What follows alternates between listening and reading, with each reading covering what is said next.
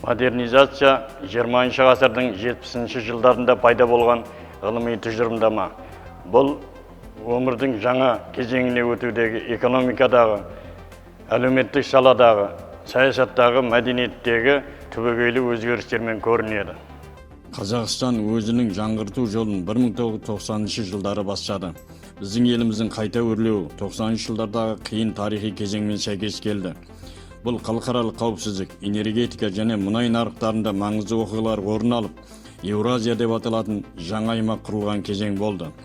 Қазақстан осы оқиғалардың қақ ортасында және осы жаңа аймақтың ішінде болды. Бүгінгі егеменді Қазақстанның жолы қандай болуы мүмкін екенін әртүрлі елестетуге болады. Бірақ республика тарихында оның бірінші көшбасшының тұлғасының факторы тағдыршешті болды.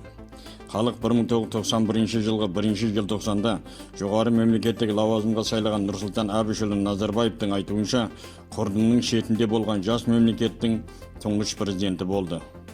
КСРО ыдырағаннан кейін Қазақстанның экономикалық жағдайы нашарлады. Өнеркәсіптік алыптар, көмір, тау-кен және басқа салалар тоқтады. Жұмыссыздық артып, жаппай экономикалық көші-қон басталды. Мұндай жағдайда Қазақстан КСРОда қалыптасқан тиімсіз экономикалық моделді еңсеруге мәжбүр болды. Жоспарлы экономикадан нарықтық экономикаға көшуді жүзеге асыруға тырысқан елде мемлекеттік институттарды басқарудың және ұйымдастырудың ескі механизмдері болды. 30-дан астам діни конфессияны ұстанатын көпұлтты қоғамда бейбітшілік пен келісімді сақтау маңызды болды. Сыртқы саясатта біз әлемдік қоғамдастықпен өз орнымызды іздеуге тура келді. Осы барлық қиыншылықтар арқылы жас Қазақстан тұңғыш президентінің басшылығымен өтті.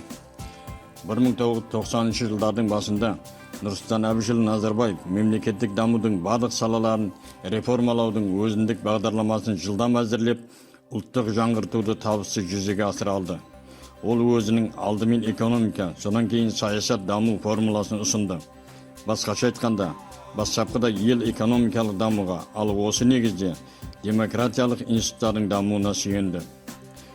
Бүгінде бұл тәжірибе Назарбаев моделі немесе Қазақстан жолы деген атпен танымал.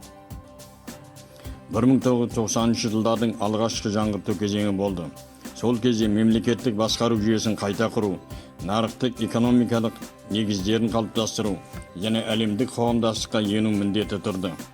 Осы кезеңде Қазақстан экономикалық, әлеуметтік және қоғамдық саяси салаларда үштік транзитті жүзеге асырды. Жаңа конституцияның негізінде 1995 жылы атқарушы, заң шығарушы және сот биліктері бөлінген саяси жүйе құрылды. Құқықтық мемлекеттің іргетасы қаланды.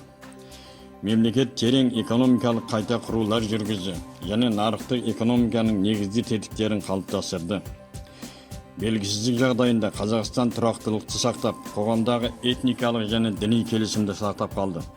Қазақстан өзін бүкіл әлемге бейбіт дамуға бағдарланған мемлекет ретінде жариялады және өзі КСРОдан қалған әлемдегі 4-ші ядролық арсеналдан бас тартты.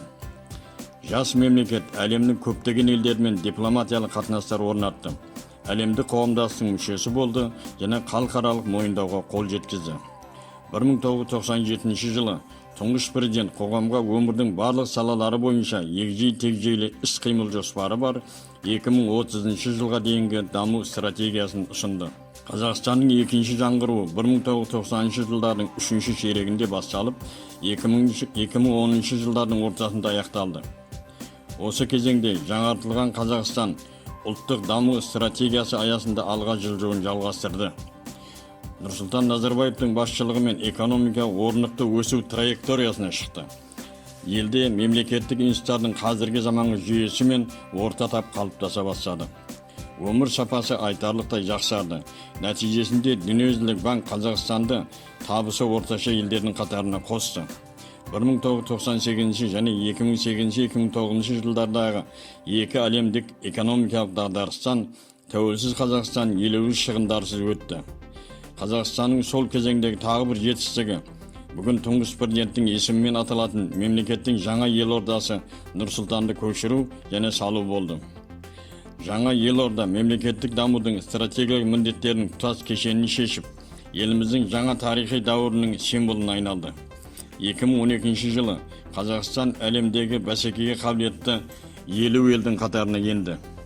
Сол жылдары Нұрсұлтан Назарбаев Қазақстан 2050 стратегиясында дамудың жаңа өршіл мақсатын ұсынды.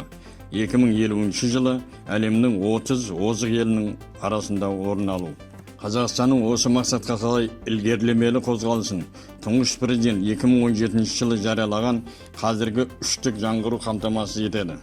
Өткен жылдар республика өзінің өсу әуелетін көрсетті. Іскерлік белсенділік үшін жағдайларды дамыту жөнінде күш-жігер дүниежүзілік банктың Doing Business рейтингісінде елдің 2005 жылғы 86 орыннан 2019 жылы 25 орынға көтерілуіне әкелді.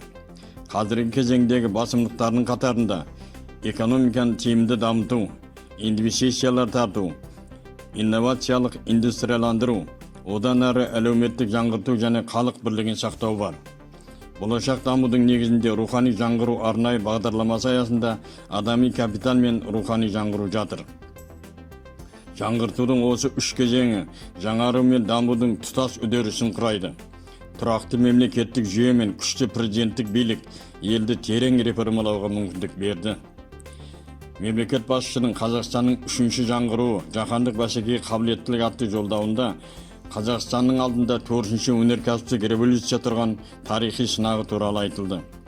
Жолдаудың тезистерін іс-әрекетке тікелей басшылық ретінде пайдалана отырып, ел үкіметі цифрлы Қазақстан мемлекеттік бағдарламасы шеңберінде адами капиталды байытуға, цифрлық инфрақұрылымды дамытуға, меншікті технологиялар мен индустрия 4.0 технологиялары бойынша құзыреттерге қатысты өнеркәсіптің базалық салаларын технологиялық қайта жарақтандыру бойынша бірқатар бастамалар ұсынды.